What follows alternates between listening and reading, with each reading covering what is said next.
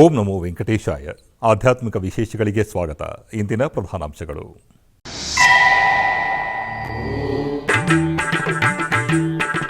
ತಿರುಪತಿ ಗೋವಿಂದರಾಜಸ್ವಾಮಿ ದೇವಾಲಯದಲ್ಲಿ ತೆಪ್ಪೋತ್ಸವ ವೈಭವ.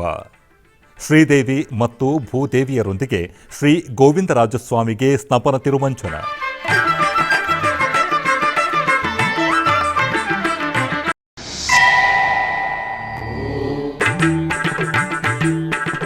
ಉಡುಪಿಯ ಕೊಡವೂರು ಶ್ರೀ ಶಂಕರನಾರಾಯಣ ದೇವಸ್ಥಾನದಲ್ಲಿ ವಾರ್ಷಿಕ ರಥೋತ್ಸವ. ಪ್ರಥಮ ದಿನದಂದು ತೊಟ್ಟಿಲು ಪೂಜೆಯಲ್ಲಿ ಪಾಲ್ಗೊಂಡ ಅಸಂಖ್ಯಾತ ಭಕ್ತಜನ.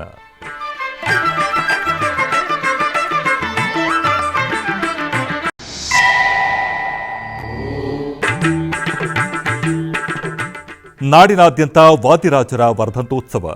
ಸಂಸ್ಥಾನ ಪೂಜೆ ನೆರವೇರಿಸಿದ ಸೋದೆ ಮಠಾಧೀಶರಾದ ಶ್ರೀ ವಿಶ್ವವಲ್ಲಭ ತೀರ್ಥರು.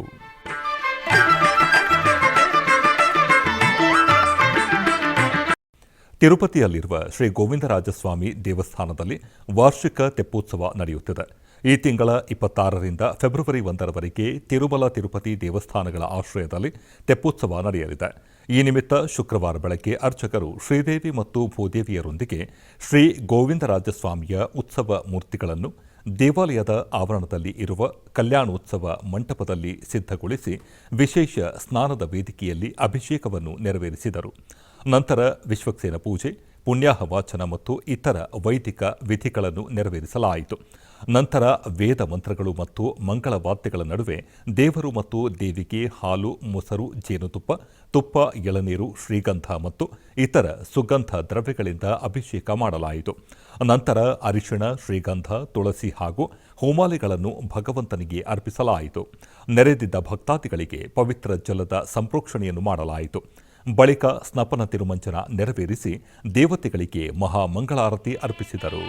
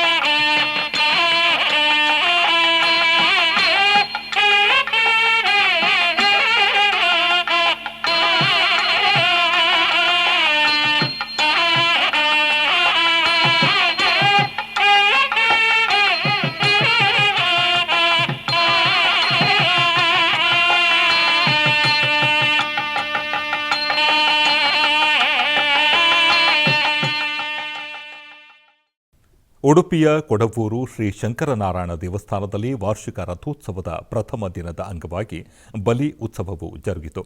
ಇದರ ಅಂಗವಾಗಿ ಬಲಿ ಉತ್ಸವವನ್ನು ಮಾಡಿ ಓಲಗ ಮಂಟಪದಲ್ಲಿ ತೊಟ್ಟಿಲು ಪೂಜೆಯು ಅಷ್ಟಾವಧಾನ ಸೇವೆಯೊಂದಿಗೆ ನಡೆಯಿತು. ಅಷ್ಟಾವಧಾನ ಸೇವೆಯಲ್ಲಿ ವೇದಘೋಷ, ಕೊಳಲು, ಸಂಗೀತ, ನೃತ್ಯ, ಸರ್ವವಾದ್ಯ ಸೇವೆಯು ಜರುಗಿತು. ಈ ವೇಳೆ ಅಧಿಕ ಸಂಖ್ಯೆಯಲ್ಲಿ ಭಕ್ತರು ಪಾಲ್ಗೊಂಡಿದ್ದರು.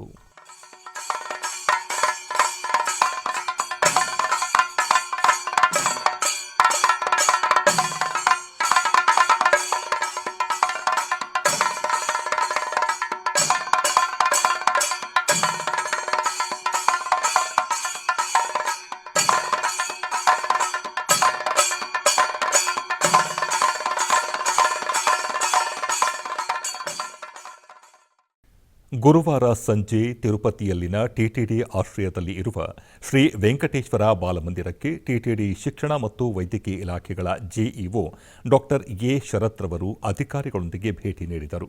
ಮೊದಲಿಗೆ ಟಿಟಿಡಿ ಜೆಇಒ ಡಾಕ್ಟರ್ ಎ ಶರತ್ ತಿರುಪತಿಯ ಬಾಲಮಂದಿರಂನ ಅಡುಗೆ ಮನೆಗೆ ಭೇಟಿ ನೀಡಿ ಅಲ್ಲಿನ ಸ್ವಚ್ಛತೆಯನ್ನು ಪರಿಶೀಲಿಸಿ ಸೂಕ್ತ ಸಲಹೆಗಳನ್ನು ನೀಡಿದರು. ಬಾಲಮಂದಿರಂನ ಎಇಒ ಬಿ ಅಮುಲು ಅವರಿಂದ ಊಟದ ಕೋಣೆಯ ನಿರ್ವಹಣೆಯ ಬಗ್ಗೆಯೂ ವಿಚಾರಿಸಿದರು. ಊಟದ ಕೋಣೆಯಲ್ಲಿ ಹೊಸ ಆರ್ಒ ಪ್ಲಾಂಟ್ ಅಳವಡಿಸುವಂತೆ ಅಧಿಕಾರಿಗಳಿಗೆ ಸೂಚಿಸಿದರು. ಬಾಲಮಂದಿರಂನಲ್ಲಿರುವ ವಿದ್ಯಾರ್ಥಿಗಳಿಗೆ ಸಕಾಲದಲ್ಲಿ ಮೆನು ಅಳವಡಿಸಲಾಗುತ್ತಿರುವ ಬಗ್ಗೆ ವಿಚಾರಿಸಿದರು. ಪ್ರದರ್ಶನ ಫಲಕದ ಮೂಲಕ ವಾರದ ಮೆನುವನ್ನು ಒದಗಿಸುವಂತೆ ಮತ್ತು ಅವರಿಗೆ ಸಕಾಲಕ್ಕೆ ಊಟ, ಉಪಹಾರ ಮತ್ತು ತಿಂಡಿಗಳನ್ನು ಒದಗಿಸುವಂತೆ ಅವರು ಸಲಹೆ ನೀಡಿದರು. ಹಾಸ್ಟೆಲ್ ಅನ್ನು ಪರಿಶೀಲಿಸಿ ಅಲ್ಲಿನ ವಿದ್ಯಾರ್ಥಿಗಳೊಂದಿಗೆ ಸಂವಾದ ನಡೆಸಿ ಹಾಸ್ಟೆಲ್ನಲ್ಲಿ ಒದಗಿಸಲಾಗುತ್ತಿರುವ ಸೌಲಭ್ಯಗಳ ಬಗ್ಗೆ ವಿಚಾರಿಸಿದರು. ಮಕ್ಕಳು ಶ್ರದ್ಧೆಯಿಂದ ಅಧ್ಯಯನ ಮಾಡಿ ಅವರ ಭವಿಷ್ಯಕ್ಕೆ ದಾರಿ ಮಾಡಿಕೊಡುವಂತೆ ಅವರು ಸಲಹೆ ನೀಡಿದರು. ಜೆಇಒ ವೈದ್ಯಕೀಯ ಸಿಬ್ಬಂದಿಯೊಂದಿಗೆ ಮಾತನಾಡಿದರು ಮತ್ತು ಮಕ್ಕಳಿಗೆ ವೈದ್ಯಕೀಯ ಸೌಲಭ್ಯಗಳ ಬಗ್ಗೆ ವಿಚಾರಿಸಿದರು. ವಿದ್ಯಾರ್ಥಿಗಳ ವಾಚನಾಲಯವನ್ನು ಪರಿಶೀಲಿಸಲು ಮತ್ತು ಅದಕ್ಕೆ ಅನುಗುಣವಾಗಿ ಪೀಠೋಪಕರಣಗಳನ್ನು ವ್ಯವಸ್ಥೆ ಮಾಡಲು ಸಂಬಂಧಪಟ್ಟ ಅಧಿಕಾರಿಗಳಿಗೆ ಸೂಚನೆ ನೀಡಿದರು. ಈ ಸಂದರ್ಭದಲ್ಲಿ ಮಾತನಾಡಿದ ಟಿಟಿಡಿ ಜೆಇಒ ಡಾಕ್ಟರ್ ಪಿ ಶರತ್, ಸಭಾಂಗಣದಲ್ಲಿ ಎಲ್ಲ ಸೌಲಭ್ಯಗಳು ಕ್ರಮಬದ್ಧವಾಗಿ ಇದ್ದು ಬಾಲಮಂದಿರದ ಅಭಿವೃದ್ಧಿಗಾಗಿ ಹೆಚ್ಚುವರಿ ಸಿಬ್ಬಂದಿಯನ್ನು ನಿಯೋಜಿಸಲಾಗುವುದು ಮತ್ತು ಸೂಕ್ತ ಕ್ರಮಗಳನ್ನು ತೆಗೆದುಕೊಳ್ಳಲಾಗುವುದು ಎಂದು ಹೇಳಿದರು. ವಾದಿರಾಜರ ವರ್ಧಂತೋತ್ಸವ ಅಂಗವಾಗಿ ಸೋದೆ ಮಠಾಧೀಶರಾದ ಶ್ರೀ ಶ್ರೀ ವಿಶ್ವವಲ್ಲಭ ತೀರ್ಥರು ಸಂಸ್ಥಾನ ಪೂಜೆ ನೆರವೇರಿಸಿದರು. ಈ ನಿಮಿತ್ತ ವಾದಿರಾಜರ ವರ್ಧಂತಿ ಪ್ರಯುಕ್ತ ವಿದ್ವಾನ್ ಸುಂದರ ಮಡಕಶಿರ ಅವರು ವಾದಿರಾಜರವರ ಕುರಿತು ಎಸ್ವಿಬಿಸಿಯೊಂದಿಗೆ ಮಾತನಾಡಿದರು. ಓಂ ನಮೋ ವೆಂಕಟೇಶಾಯ. ತಪೋ ವಿದ್ಯಾ ವಿರಕ್ತ್ಯಾದಿ ಷಡ್ಗುಣೋಗಾಕರಾನಹಂ ವಾದಿರಾಜ ಗುರುಂ ವಂದೇ ಹಯಗ್ರೀವ ದಯಾಶ್ರಯಾನ್. ಮಾಘ ಶುದ್ಧ ದ್ವಾದಶಿ ಎಂದು ಒಂದು ಬಹಳ ವಿಶೇಷವಾದ ದಿನ. ಈ ದಿವಸವೇ ಶ್ರೀ ವಾದಿರಾಜ ತೀರ್ಥ ಗುರು ಸಾರ್ವಭೌಮರ ಜಯಂತಿ ಅಥವಾ ವರ್ಧಂತಿ ಅಂತ ಕರಿತೇವೆ. ಇದೇ ದಿವಸ 1481 ವರ್ಷದಲ್ಲಿ ಅವರ ಅವತಾರ ಈ ಭೂಮಿಯಲ್ಲಿ ಆಗಿತ್ತು. ನಾವು ವಿಶೇಷ ವ್ಯಕ್ತಿಗಳ ಜನ್ಮದಿನವನ್ನು ಜಯಂತಿ ಅಂತ ಯಾತಕ್ಕೆ ಆಚರಿಸ್ತೇವೆ ಅಂದರೆ, ಜಯಂತಿ ಅಂದರೆ ಜಯಂ ತನೋತಿ, ಅಂದರೆ ಜಯವನ್ನು ಕೊಡುವಂತಹ ದಿವಸ ಅಂತ ನಾವು ಕರಿತೇವೆ. ಯಾಕೆ ಅಂದರೆ ಅವರ ಸ್ಮರಣೆಯನ್ನು ಆ ದಿವಸ ಮಾಡಿದರೆ ಅತಿ ಪುಣ್ಯಕರ, ಇದರಿಂದ ನಮಗೆ ಜಯ ಸಿಗುವುದು ಎಂಬುದು ಶಾಸ್ತ್ರ ಹೇಳ್ತಾ ಇದೆ. ಈ ದಿವಸ ಶ್ರೀ ವಾದಿರಾಜ ತೀರ್ಥ ಶ್ರೀಪಾದಂಗಳವರು ಹುಟ್ಟಿದ ದಿನ. ಅವತ್ತಿನ ದಿವಸ ಏಕೆ ಇಷ್ಟು ವಿಶೇಷ ಅಂತ ತಿಳಿದರೆ ಇದರ ಹಿನ್ನೆಲೆ ಬಹಳ ರೋಚಕವಾಗಿದೆ. ಶ್ರೀ ವಾದಿರಾಜ ತೀರ್ಥ ಶ್ರೀಪಾದಂಗಳವರ ತಂದೆ ತಾಯಿಯರು ಯಾರು ಅಂತ ಹೇಳಿದರೆ ಶ್ರೀ ರಾಮಾಚಾರ್ಯರು ಮತ್ತು ಗೌರಿದೇವಿ. ಅವರು ಉಡುಪಿಯ ಬಳಿ ಕುಂಬಾಶಿ ಹತ್ತಿರ ಇರುವ ಒಂದು ಹೂವಿನ ಕೆರೆ ಎಂಬ ಗ್ರಾಮದಲ್ಲಿ ಇದ್ದರಂತೆ. ಅವರ ಗುರುಗಳು ಶ್ರೀ ವಾಗೀಶ ತೀರ್ಥರು. ಶ್ರೀಮನ್ ಮಧ್ವಾಚಾರ್ಯರು ಉಡುಪಿಯಲ್ಲಿ ಅಷ್ಟಮಠಗಳನ್ನು ಸ್ಥಾಪಿಸಿದ್ದರು. ಅದರಲ್ಲಿ ಒಂದು ಮಠ ಕುಂಬಾಶಿ ಮಠ ಎಂಬುದು ಪ್ರಸಿದ್ಧವಾದ ಮಠ. ಅದೇ ಈಗ ಸೋದೆ ವಾದಿರಾಜ ಮಠ ಎಂಬುದಾಗಿ ಪ್ರಸಿದ್ಧಿ ಹೊಂದಿದೆ. ಆ ಕುಂಬಾಶಿ ಮಠದ ಪೀಠಾಧಿಪತಿಗಳಾಗಿ ಶ್ರೀ ವಾಗೀಶ ತೀರ್ಥರು ಇದ್ದರಂತೆ. ಅವರು ಅಲ್ಲಿಗೆ ಬಂದಾಗ ಅನೇಕ ಸತಿ ರಾಮಾಚಾರ್ಯ ದಂಪತಿಗಳು ಅವರನ್ನು ಭೇಟಿಯನ್ನು ಮಾಡಿ ಅವರ ಅನುಗ್ರಹವನ್ನು ಪಡೆದಿದ್ದರಂತೆ. ಒಮ್ಮೆ ದಂಪತಿಗಳಿಗೆ ತಮಗೆ ಪುತ್ರೋತ್ಸವ ಆಗಬೇಕು ಎಂಬ ಬಯಕೆ ಬಂತಂತೆ. ಆವಾಗ ಅವರು ಹೋಗಿ ಶ್ರೀ ವಾಗೀಶ ತೀರ್ಥರಿಗೆ ಕೇಳಿಕೊಂಡ್ರಂತೆ, ನಮಗೆ ಮಧ್ವ ಮತ ವರ್ಧನ ಮಾಡುವಂತಹ ಒಂದು ವಿಶೇಷ ಮಗ ಹುಟ್ಟಲಿ ಅಂತ. ಆ ಸಮಯದಲ್ಲಿ ಶ್ರೀ ವಾಗೀಶ ತೀರ್ಥರಿಗೆ ಹಿಂದಿನ ದಿನ ಕನಸಿನಲ್ಲಿ ಒಂದು ಘಟನೆ ಬಂದಿತ್ತಂತೆ. ಏನೆಂದರೆ, ನಿಮ್ಮ ಮುಂದೆ ಒಬ್ಬರು ದಂಪತಿಗಳು ಬಂದು ಇದೇ ರೀತಿಯಾಗಿ ಕೇಳಿಕೊಳ್ಳುತ್ತಾರೆ, ಆವಾಗ ನೀವು ಅವರಿಗೆ ಅನುಗ್ರಹವನ್ನು ಮಾಡಬೇಕು ಎಂಬುದಾಗಿ. ತಕ್ಷಣವೇ ಅವರು ಹೇಳಿದರಂತೆ, ನಿಮಗೆ ಪುತ್ರೋತ್ಸವ ಆಗುತ್ತೆ, ನಿಮಗೆ ಒಳ್ಳೆಯ ಬಹಳ ವರ್ಚಸ್ವಿಯಾದಂತಹ ಒಬ್ಬ ಮಗ ಹುಟ್ಟುತ್ತಾನೆ. ಅವನು ಮುಂದೆ ಶ್ರೀಮನ್ ಮಧ್ವಾಚಾರ್ಯರ ಸಿದ್ಧಾಂತವನ್ನು ಬೆಳೆಸಿಕೊಂಡು ಎಲ್ಲ ಲೋಕೋಪಕಾರವಾದ ಅನೇಕ ಕಾರ್ಯಗಳನ್ನು ಮಾಡ್ತಾನೆ. ಅವನು ದೊಡ್ಡ ಮಹಿಮಾವಂತನಾಗ್ತಾನೆ, ಬಹಳ ವಿಶೇಷವಾದ ವ್ಯಕ್ತಿ ಬರ್ತಾನೆ ಎಂಬುದಾಗಿ ಅವರು ಹೇಳಿದರಂತೆ.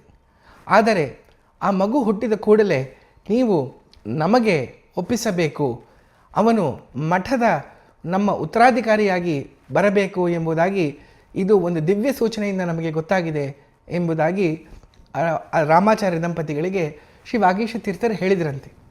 ಈ ವಿಚಾರ ಕೇಳಿ ಆ ದಂಪತಿಗಳಿಗೆ ಒಂದು ಕಡೆ ತುಂಬ ಸಂತೋಷ ಆಯಿತಂತೆ. ಏನು ಅಂದರೆ, ನಮ್ಮ ಮಗ ಲೋಕೋತ್ತರ ವ್ಯಕ್ತಿಯಾಗಿ ಬರ್ತಾನೆ, ಇಡೀ ಸಮಾಜಕ್ಕೆ ಉಪಯೋಗ ಆಗುವಂತಹ ಒಬ್ಬ ವ್ಯಕ್ತಿ ಆಗ್ತಾನೆ, ಈ ಸಮಾಜದಲ್ಲಿರುವ ಕಷ್ಟ ಕಾರ್ಪಣ್ಯಗಳನ್ನು ನಿವಾರಣೆಯನ್ನು ಮಾಡ್ತಾನೆ, ಶ್ರೀಮನ್ ಮಧ್ವಾಚಾರ್ಯ ಶಾಸ್ತ್ರವನ್ನು ಮುಂದುವರಿಸ್ತಾನೆ ಅಂತ ತುಂಬ ಸಂತೋಷ ಆಯಿತಂತೆ. ಅದೇ ಸಮಯದಲ್ಲಿ ಮನಸ್ಸಲ್ಲಿ ಸ್ವಲ್ಪ ದುಃಖ ಆಯಿತಂತೆ. ಮಗು ಹುಟ್ಟಿದ ಕೂಡಲೇ ಅವನನ್ನು ಮಠಕ್ಕೆ ಕೊಟ್ಟು ಬಿಡೋದು ಅಂದರೆ ಹೇಗೆ ಸಾಧ್ಯ, ನಮ್ಮ ಬಳಿ ಇರುವುದಿಲ್ಲ ಎಂಬುವ ಒಂದು ಸ್ವಲ್ಪ ಮನಸ್ಸಲ್ಲಿ ದುಃಖ ಬಂತಂತೆ. ಕೂಡಲೇ ವಾಗೀಶ ತೀರ್ಥರಿಗೆ ಇದು ಗೊತ್ತಾಯ್ತಂತೆ. ಈ ಗೊಂದಲದಲ್ಲಿ ದಂಪತಿಗಳಿದ್ದಾರೆ, ಇದರನ್ನು ಪರಿಹಾರ ಭಗವಂತನೇ ಮಾಡ್ತಾನೆ ಎಂಬುದಾಗಿ ಯೋಚಿಸಿ ಅವರಿಗೆ ಒಂದು ಕರಾರು ಹಾಕಿದ್ರಂತೆ. ಏನು ಅಂದರೆ, ಆ ಮಗು ಮನೆಯ ಹೊರಗೆ ಹುಟ್ಟಿದ್ರೆ ಅವನು ಮಠಕ್ಕೆ ಸೇರ್ತಾನೆ, ಆದರೆ ಮಗು ಮನೆ ಒಳಗೆ ಹುಟ್ಟಿದ್ರೆ ತಾವು ಅವನನ್ನು ಗೃಹಸ್ಥನಾಗಿ ಬೆಳೆಸಬಹುದು, ತಮ್ಮ ಮನೆಯಲ್ಲಿ ಇಟ್ಟುಕೋಬಹುದು ಎಂಬುದಾಗಿ ಯೋಚನೆ ಮಾಡಿದ್ರಂತೆ. ಮಾಘ ಶುದ್ಧ ಸಾಧನೆ ದ್ವಾದಶಿ ಎಲ್ಲರೂ ಪಾರಣೆಯನ್ನು ಮಾಡ್ತಾ ಇದ್ರಂತೆ. ಗರ್ಭಿಣಿಯಾದವ ಗೌರಿದೇವಿ ಮನೆಯ ಬಾಗಿಲ ಹತ್ತಿರ ಕುಳಿತುಕೊಂಡು ಅಲ್ಲಿ ಮುಂದೆ ಇರುವ ಗದ್ದೆಗಳನ್ನು ನೋಡ್ತಾ ಇದ್ಲಂತೆ. ಅದಕ್ಕೆ ಕಾರಣ ಏನು ಅಂದರೆ, ಆವಾಗಲೇ ಪೈರು ಬಂದಿರ್ತದೆ, ಅಂದರೆ ಬೆಳೆ ಎಲ್ಲರ ಕೃಷಿಕರೆಲ್ಲ ತಗೊಂಡು ಬಂದು ಅಲ್ಲಿ ಹಾಕಿರ್ತಾರೆ. ಅದನ್ನು ನೋಡ್ತಾ ಅಲ್ಲಿ ಕೂತಿದ್ಲಂತೆ. ಆ ಸಮಯದಲ್ಲಿ ಒಂದು ಹಸು ಅಲ್ಲಿ ಬಂದು ಆ ಪೈರನ್ನೆಲ್ಲ ತಿನ್ನುವಕ್ಕಾಗಿ ಅಲ್ಲಿ ಅದು ಬಂತಂತೆ.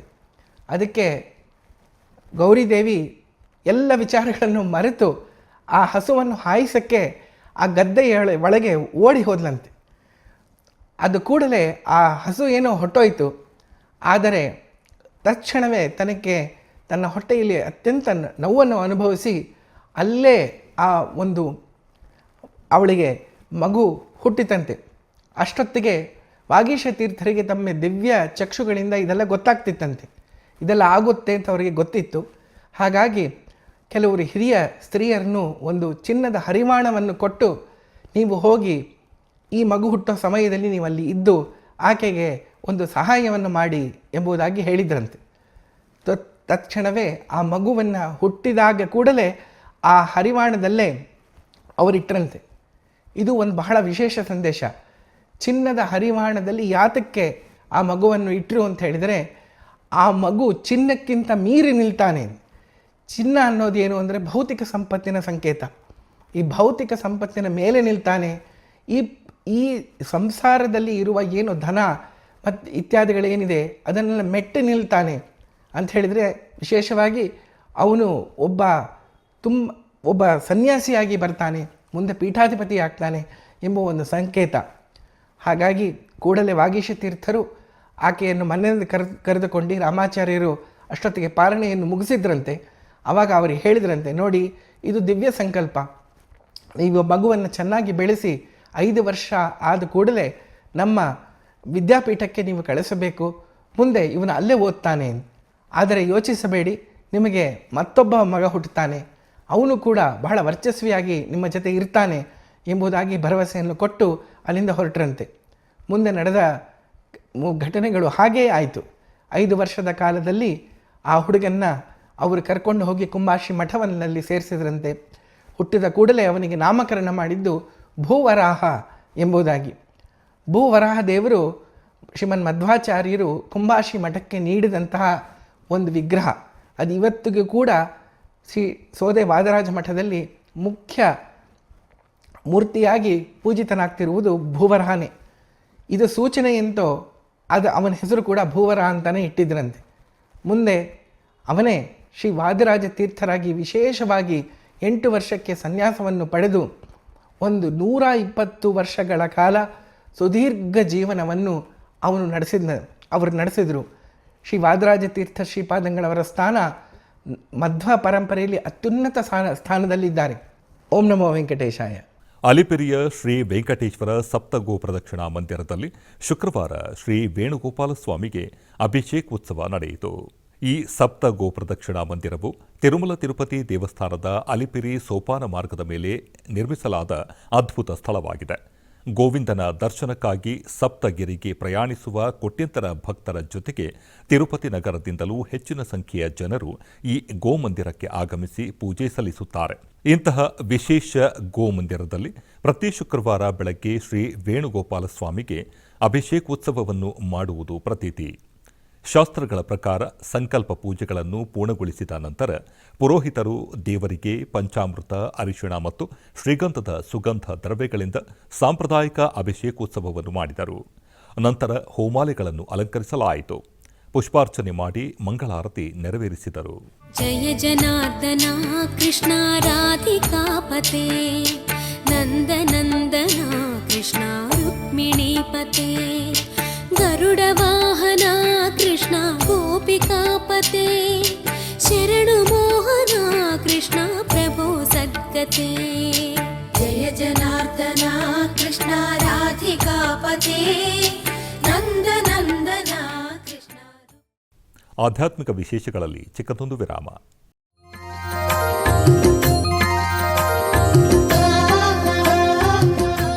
ಬೆಂಗಳೂರಿನ ವೈಯಾಲಿ ಕಾವಲ್ನಲ್ಲಿರುವ ಟಿಟಿಡಿ ಅನುಬಂಧ ಆಲಯವಾದ ಶ್ರೀ ವೆಂಕಟೇಶ್ವರ ಸ್ವಾಮಿ ದೇವಾಲಯದಲ್ಲಿ ನಿತ್ಯ ಕಲ್ಯಾಣ ಚಕ್ರವರ್ತಿಗೆ ಕಲ್ಯಾಣೋತ್ಸವ.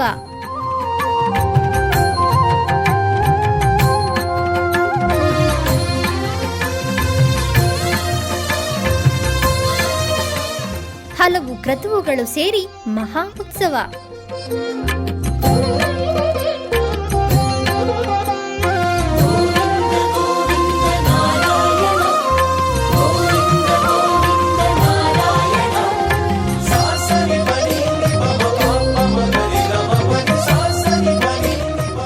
ಶ್ರೀದೇವಿ ಭೂದೇವಿ ಸಮೇತನಾದ ಆನಂದ ನಿಲಯನಿಗೆ ವೈಖಾನಸ ಆಗಮೋಕ್ತವಾಗಿ ಕಲ್ಯಾಣ.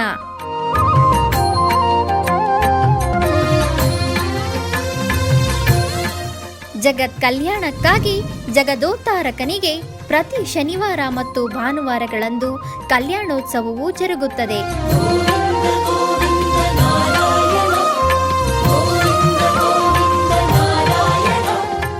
ಹೆಚ್ಚಿನ ಮಾಹಿತಿಗಾಗಿ ವೈಯಾಲಿ ಕಾವಲ್ ಟಿಟಿಡಿ ಇನ್ಫಾರ್ಮೇಷನ್ ಸೆಂಟರ್ ಅನ್ನು ಸಂಪರ್ಕಿಸಿ. ಓಂ ನಮೋ ವೆಂಕಟೇಶಾಯ. ಆಧ್ಯಾತ್ಮಿಕ ವಿಶೇಷಗಳಿಗೆ ಪುನಃ ಸ್ವಾಗತ. ಟಿಟಿಡಿ ಆಧ್ವರ್ಯದಲ್ಲಿ ಇರುವ ಎಲ್ಲ ಅನುಬಂಧ ಆಲಯಗಳಲ್ಲಿ ಅನ್ನಪ್ರಸಾದ ನೆರವೇರಬೇಕೆಂಬ ಸಂಕಲ್ಪವನ್ನು ಟಿಟಿಡಿ ಚೇರ್ಮನ್ ಹಾಗೂ ಇಒರವರು ನಿರ್ಧರಿಸಿದರು. ಈ ಪ್ರಯುಕ್ತ ಬೆಂಗಳೂರಿನ ವೈಯಾಲಿ ಕಾವಲ್ ಟಿಟಿಡಿ ಅನುಬಂಧ ಆಲಯವಾದ ಶ್ರೀ ವೆಂಕಟೇಶ್ವರ ಸ್ವಾಮಿ ಆಲಯದಲ್ಲಿ ಪ್ರತಿದಿನ ಅನ್ನ ಸಂತರ್ಪಣೆ ನೆರವೇರುತ್ತಿದೆ. ಸಪ್ತಗಿರಿ ವಾಸನನ್ನು ದರ್ಶಿಸಲು ಬರುವ ಭಕ್ತರು ಸ್ವಾಮಿಯನ್ನು ದರ್ಶಿಸಿ ಕಲ್ಯಾಣ ಚಕ್ರವರ್ತಿಯ ಪ್ರಸಾದವನ್ನು ಸ್ವೀಕರಿಸಿ ಶ್ರೀಮನ್ನಾರಾಯಣನ ಕೃಪೆಗೆ ಪಾತ್ರರಾಗುತ್ತಿದ್ದಾರೆ. ಭಕ್ತರು ತಮ್ಮ ಶುಭ ಕಾರ್ಯಗಳಾದ ಜನ್ಮದಿನ, ಮದುವೆ, ವಾರ್ಷಿಕೋತ್ಸವ, ಷಷ್ಠಿ ಪೂರ್ತಿ, ಇನ್ನು ಅನೇಕ ಶುಭ ಕಾರ್ಯಗಳಲ್ಲಿ ನಿತ್ಯ ನಿರ್ವಹಿಸಲಿರುವ ಅನ್ನದಾನಕ್ಕೆ ತಮ್ಮ ಉದಾರ ಮನಸ್ಸಿನಿಂದ ಅನ್ನಪ್ರಸಾದವನ್ನು ನೆರವೇರಿಸಲು ಇಚ್ಛೆ ಇದ್ದವರು ಬೆಂಗಳೂರಿನ ಟಿಟಿಡಿ ಆಲಯದ ಪ್ರಧಾನ ಕಚೇರಿಗೆ ಸಂಪರ್ಕಿಸಬೇಕಾಗಿ ವಿನಂತಿ. ವಿನಾ ವೆಂಕಟೇಶಂ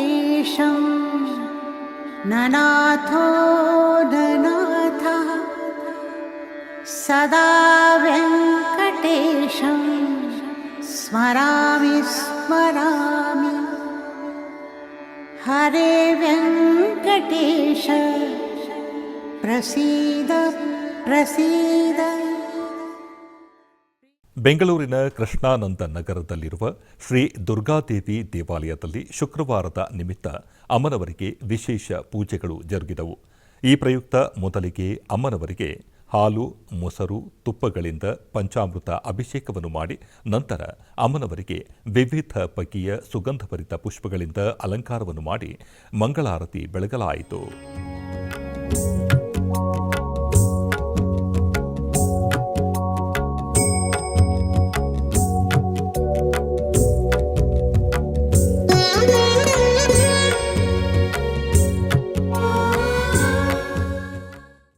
ಮಂಡ್ಯ ಜಿಲ್ಲೆಯ ಮದ್ದೂರು ತಾಲೂಕು ಅರೇತಿಪ್ಪೂರು ಗ್ರಾಮದಲ್ಲಿ ನೂತನ ಚಿಕ್ಕಮ್ಮ ತಾಯಿ ಅಮ್ಮನವರ ದೇವಸ್ಥಾನದ ಮಹಾ ಕುಂಭಾಭಿಷೇಕ ಮಹೋತ್ಸವ ಅದ್ದೂರಿಯಾಗಿ ನೆರವೇರುತ್ತಿದೆ. ಅದರಂತೆ ಮೊದಲಿಗೆ ಊರಿನ ಕಲ್ಯಾಣಿ ಎಂದೇ ಪ್ರಸಿದ್ಧಿ ಹೊಂದಿರುವ ಜೈನ ಬಸದಿ ಕೆರೆಯಲ್ಲಿ ಗಂಗಾಮಾತೆಗೆ ಪೂಜೆಯನ್ನು ನೆರವೇರಿಸಲಾಯಿತು. ನಂತರ ದೇವಸ್ಥಾನದಲ್ಲಿ ಮಹಾಗಣಪತಿ ಪೂಜೆಯನ್ನು ನೆರವೇರಿಸಿ ಕುಂಭಾಭಿಷೇಕ ಮಹೋತ್ಸವಕ್ಕೆ ಚಾಲನೆ ನೀಡಲಾಯಿತು. ಈ ವೇಳೆ ಭಕ್ತಾದಿಗಳು ಅಧಿಕ ಸಂಖ್ಯೆಯಲ್ಲಿ ಆಗಮಿಸಿ ಗ್ರಾಮದ ಶ್ರೇಯೋಭಿವೃದ್ಧಿಗಾಗಿ ಪ್ರಾರ್ಥಿಸಿ ಕೃತಾರ್ಥರಾದರು.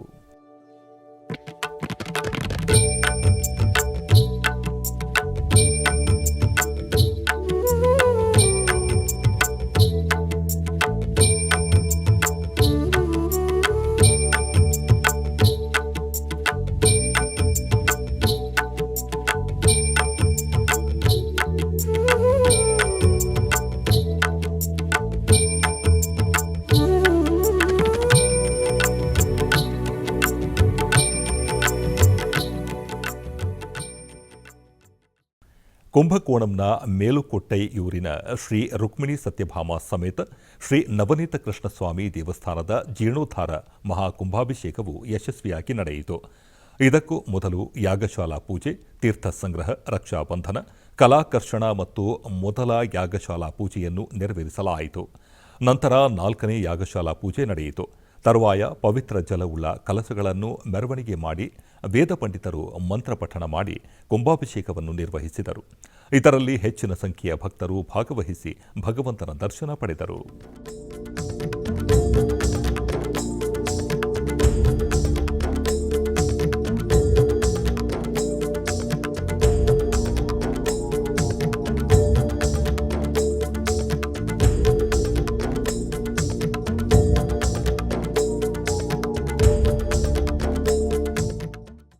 ಕೋಲಾರ ಜಿಲ್ಲೆಯ ಮುಳಬಾಗಿಲು ತಾಲೂಕಿನ ವರದಗಾನಹಳ್ಳಿ ಗ್ರಾಮದಲ್ಲಿ ನೆಲೆಸಿರುವ ಶ್ರೀ ಬಾಲಸುಬ್ರಹ್ಮಣ್ಯ ಸ್ವಾಮಿ ದೇವಾಲಯದ ಜೀರ್ಣೋದ್ಧಾರ ಪುನಃ ಪ್ರತಿಷ್ಠಾ ಕಾರ್ಯಕ್ರಮಗಳು ವೈಭವದಿಂದ ಜರುಗಿದವು. ಈ ನಿಮಿತ್ತ ಆಲಯವನ್ನು ವಿಶೇಷವಾಗಿ ಅಲಂಕರಿಸಿ ವಿವಿಧ ಪೂಜೆಗಳನ್ನು ಸಲ್ಲಿಸಲಾಯಿತು.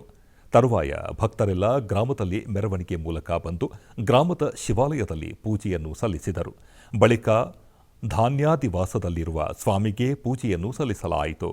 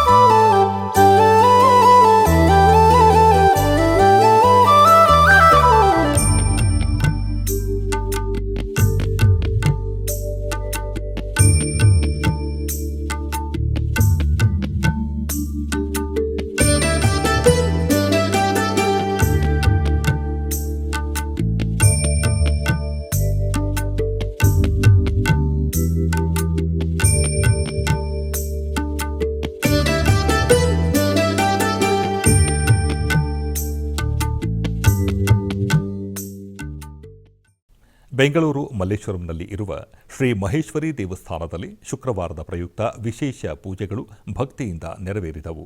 ಈ ನಿಮಿತ್ತ ಅಮ್ಮನವರಿಗೆ ವೈಭವೋಪೇತ ಅಭಿಷೇಕ ಪೂಜೆಗಳನ್ನು ಸಲ್ಲಿಸಲಾಯಿತು. ಪ್ರಥಮವಾಗಿ ಹಾಲು, ಮೊಸರು, ತುಪ್ಪ, ಜೇನುತುಪ್ಪ ಹಾಗೂ ಸಕ್ಕರೆಯಿಂದ ಪಂಚಾಮೃತ ಅಭಿಷೇಕವನ್ನು ನೆರವೇರಿಸಲಾಯಿತು. ನಂತರ ಅಮ್ಮನವರಿಗೆ ಅರಿಶಿಣ ಅಲಂಕಾರ ಮಾಡಿ ಮಂಗಳ ನೀರಾಜನ ಬೆಳಗಲಾಯಿತು.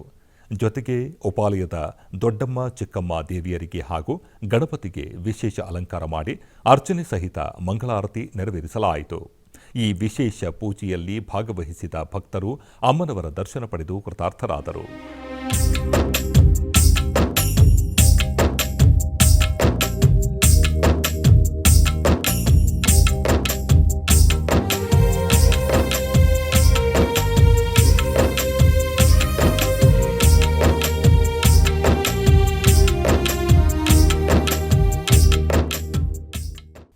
ಕಂಬಳಿಕುಪ್ಪಂ ಗ್ರಾಮದಲ್ಲಿ ಜಲಕಂಠೇಶ್ವರ ಮತ್ತು ಪರಿವಾರದ ದೇವತೆಗಳಿಗೆ ಭವ್ಯವಾದ ಪ್ರತಿಷ್ಠಾಪನಾ ಕುಂಭಾಭಿಷೇಕ ಸಮಾರಂಭ ಅದ್ದೂರಿಯಾಗಿ ಜರುಗಿತು. ಪ್ರತಿಷ್ಠಾಪನಾ ಸಮಾರಂಭದ ಅಂಗವಾಗಿ ಯಾಗಶಾಲೆ ಸ್ಥಾಪಿಸಿ ವಿವಿಧ ನದಿಗಳಿಂದ ತಂದ ಪವಿತ್ರ ಜಲವುಳ್ಳ ಕಲಶಗಳೊಂದಿಗೆ ವಿಶೇಷ ಪೂಜೆಗಳನ್ನು ಮಾಡಲಾಯಿತು. ನಿನ್ನೆ ಬೆಳಗ್ಗೆ ಯಾಗ ಪೂಜೆಗಳು ಪೂರ್ಣಗೊಂಡ ನಂತರ ದೇವಾಲಯದ ಭಟ್ಟಾಚಾರ್ಯರು ಪವಿತ್ರ ಜಲವುಳ್ಳ ಕಲಶಗಳನ್ನು ಮೆರವಣಿಗೆಯಲ್ಲಿ ತಂದು ರಾಜಗೋಪುರ ಮತ್ತು ದೇವಾಲಯದ ಗೋಪುರಗಳಿಗೆ ವಿಶೇಷ ಪೂಜೆಗಳನ್ನು ಸಲ್ಲಿಸಿದರು. ತರುವಾಯ ಪವಿತ್ರ ಜಲವನ್ನು ಸುರಿದು ಪವಿತ್ರೀಕರಣ ಮಹಾಕುಂಭಾಭಿಷೇಕ ಸಮಾರಂಭವನ್ನು ನಡೆಸಿದರು. ಈ ಉತ್ಸವದಲ್ಲಿ ಸುತ್ತಮುತ್ತಲಿನ ಪ್ರದೇಶಗಳ ಸಾರ್ವಜನಿಕರು ಮತ್ತು ಭಕ್ತರು ಹೆಚ್ಚಿನ ಸಂಖ್ಯೆಯಲ್ಲಿ ಭಾಗವಹಿಸಿ ದೇವರ ಕೃಪೆಗೆ ಪಾತ್ರರಾದರು.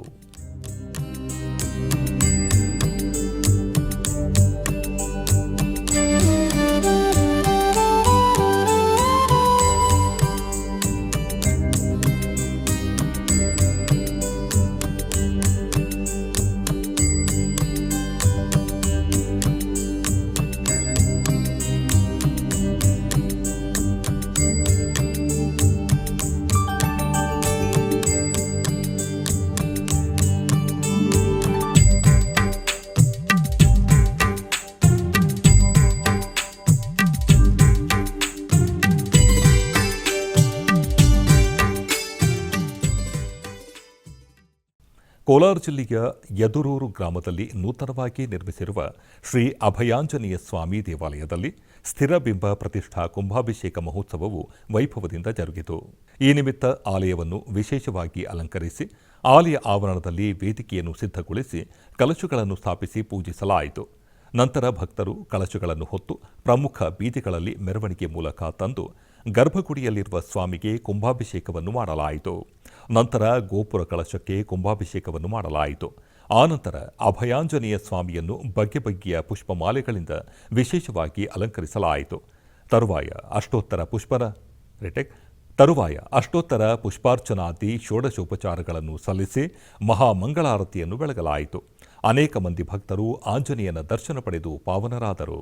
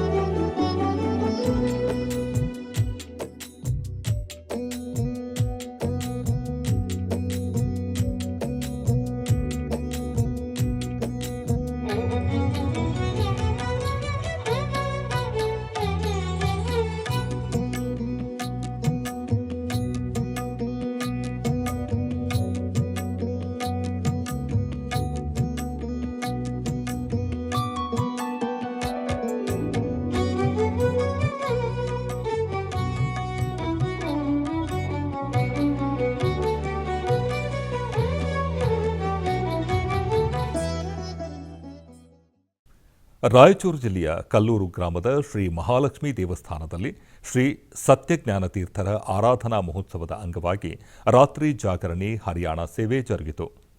ಬೆಳಗ್ಗೆ ಶ್ರೀ ಸತ್ಯಜ್ಞಾನ ತೀರ್ಥರ ಬೆಳ್ಳಿ ಬೃಂದಾವನಕ್ಕೆ ಪಂಚಾಮೃತ ಅಭಿಷೇಕ ನೆರವೇರಿಸಿ ಮಂಗಳಾರತಿ ಬೆಳಗಲಾಯಿತು. ಈ ಸಂದರ್ಭದಲ್ಲಿ ಅನೇಕ ಭಕ್ತರು ಭಾಗವಹಿಸಿದ್ದರು.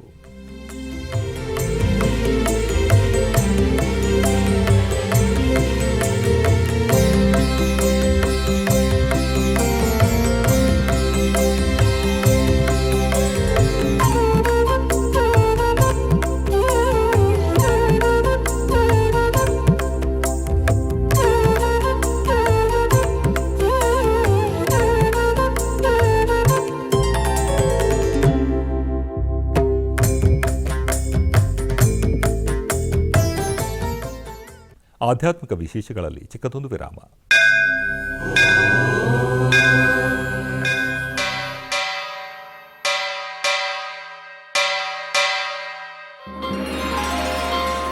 ಶ್ರೀ ವೆಂಕಟೇಶ ಉತ್ಸವ ಪ್ರಿಯನಾದ ವೆಂಕಟೇಶ್ವರನಿಗೆ ಪ್ರತಿನಿತ್ಯ ನಡೆಯುವ ಸೇವೆಗಳು.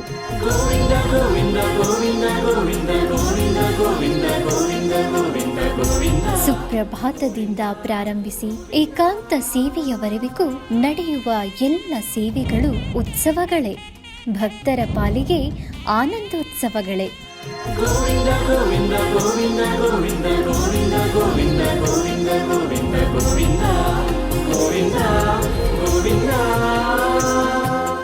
ತಿರುಮಲ ತಿರುಪತಿ ದೇವಸ್ಥಾನಂನ ಶ್ರೀ ವೆಂಕಟೇಶ್ವರ ಭಕ್ತಿವಾಹಿನಿ ಪರಬ್ರಹ್ಮ ಸ್ವರೂಪನಿಗೆ ಜರುಗುವ ಸೇವೆಗಳನ್ನು ಕನ್ನಡ ವ್ಯಾಖ್ಯಾನಗಳಲ್ಲಿ ಪ್ರಸ್ತುತಪಡಿಸುವುದರ ಮೂಲಕ ಕನ್ನಡಿಗರ ಮನಗಳಿಗೆ ಆಧ್ಯಾತ್ಮಿಕ ಆನಂದವನ್ನು ತುಂಬಲಿದೆ. ವೀಕ್ಷಿಸಿ ನಿಮ್ಮ ಶ್ರೀ ವೆಂಕಟೇಶ್ವರ ಭಕ್ತಿವಾಹಿನಿ 3 ಕನ್ನಡದಲ್ಲಿ.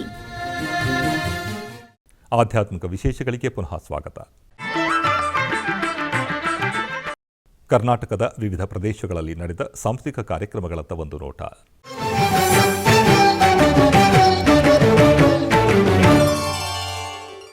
ಉಡುಪಿಯ ಶ್ರೀ ಶಿರೂರು ಮಠದ ಪರ್ಯಾಯ ಮಹೋತ್ಸವದ ಸಾಂಸ್ಥಿಕ ಕಾರ್ಯಕ್ರಮದ ಅಂಗವಾಗಿ ಪ್ರಸಿದ್ಧ ಯಕ್ಷಗಾನ ಕಲಾವಿದರಿಂದ ನಳದ ಮಯಂತಿ ಎಂಬ ಯಕ್ಷಗಾನವು ನಡೆಯಿತು.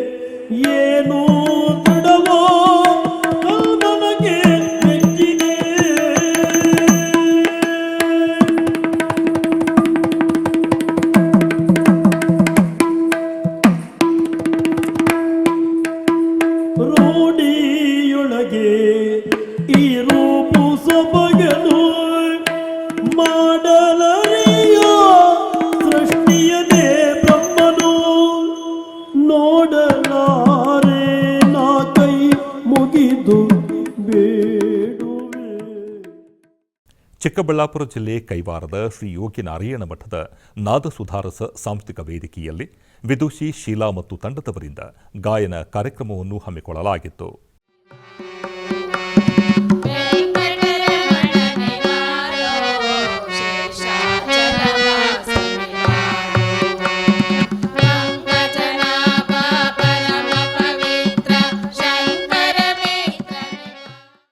ಆಧ್ಯಾತ್ಮಿಕ ವಿಶೇಷಗಳು ಇಲ್ಲಿಗೆ ಮುಕ್ತಾಯಗೊಂಡವು.